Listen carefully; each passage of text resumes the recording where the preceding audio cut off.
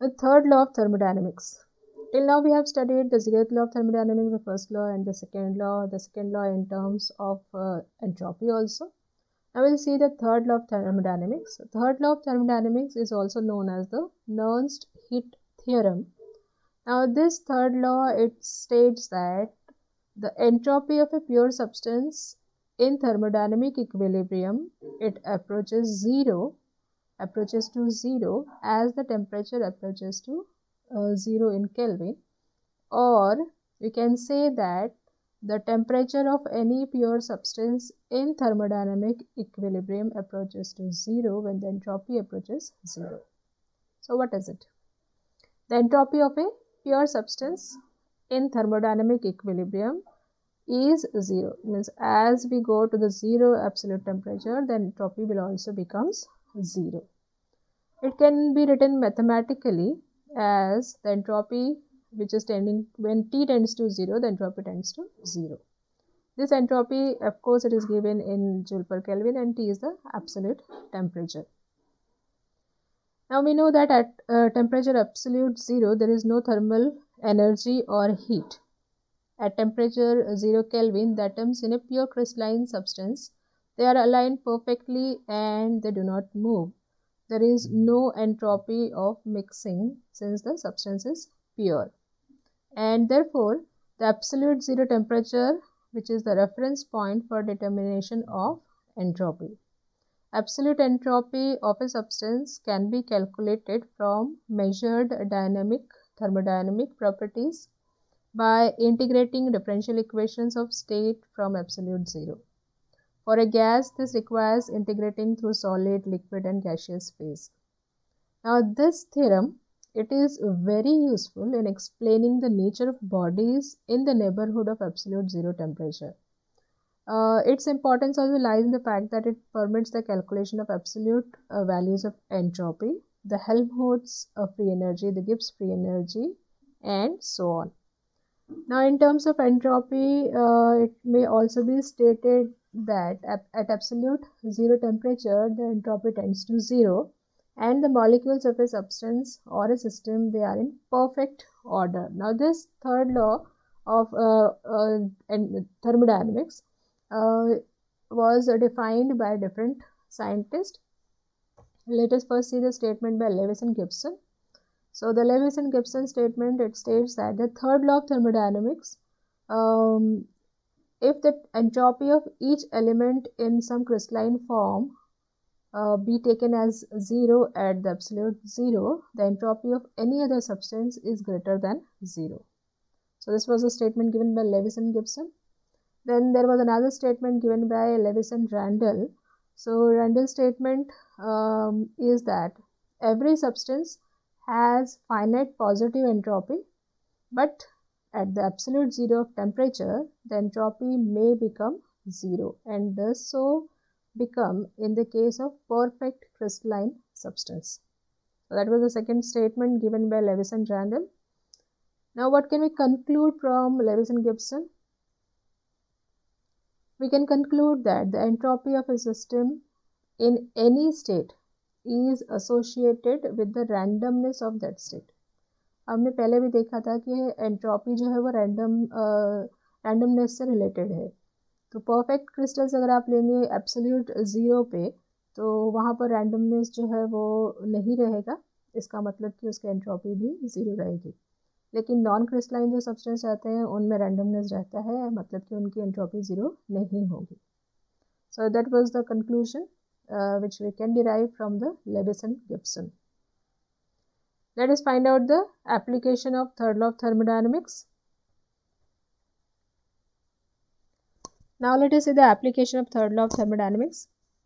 The most significant use we can say of the third law of thermodynamics is that it helps in calculating the absolute entropy of a substance at room temperature, or in that way at any other temperature T.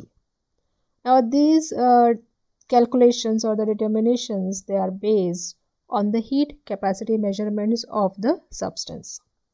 Now for any solid, Suppose we take S0 to be the entropy at 0 Kelvin and S be the entropy at any of the temperature T Kelvin. Then we can write the change in entropy del S as equal to S minus S0, which is equal to integration from 0 to T Cp dt.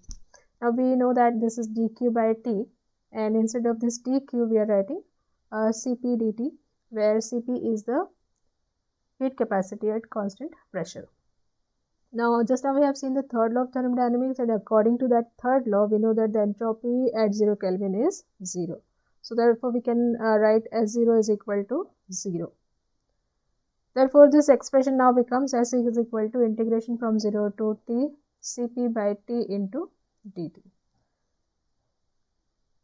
We can obtain this integral by plotting the graph of Cp by T versus T, and then finding the area of this curve from 0 to T. We can also write the simplified expression for the absolute entropy of a solid at any temperature T, which can be written as S is equal to integration from 0 to T Cp by T into dt. So that can also be written as equal to, so this is Cp into log of T, which is equal to 2.303 Cp log T. Here, Cp is the heat capacity of the substance at constant pressure, and this value is taken to be constant in the range from 0 to T. It is the heat capacity. This way we can find the application of third law of thermodynamics. Now, this term can be cancelled here.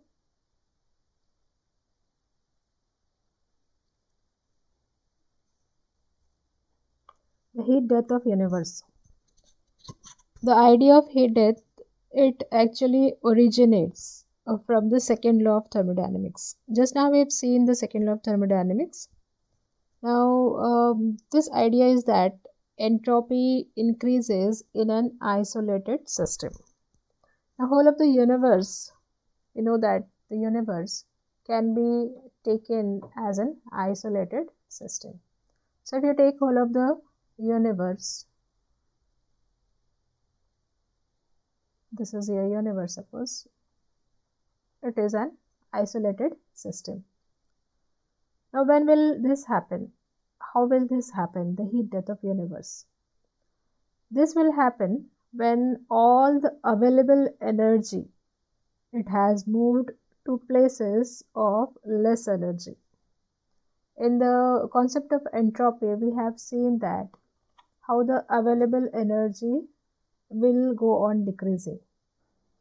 So when all the available energy, it has moved to places of less energy, then once this will happen, no more work can be extracted from the universe.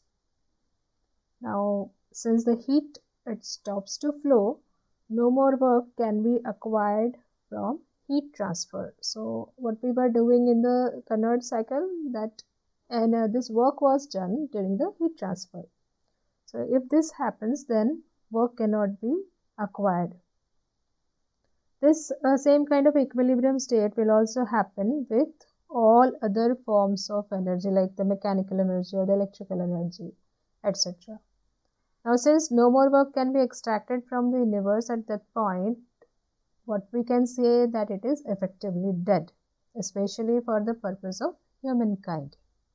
So in general, in the universe, we know that all the processes, natural processes that are taking place, such as the flow of heat, the conduction, the radiation, mixing, diffusion, and so on, all these are irreversible processes. And from the principle of increase of entropy, we have seen that the entropy tends to increase. So the system will tend to have maximum value of entropy by attaining a uniform state of temperature, pressure, composition, etc.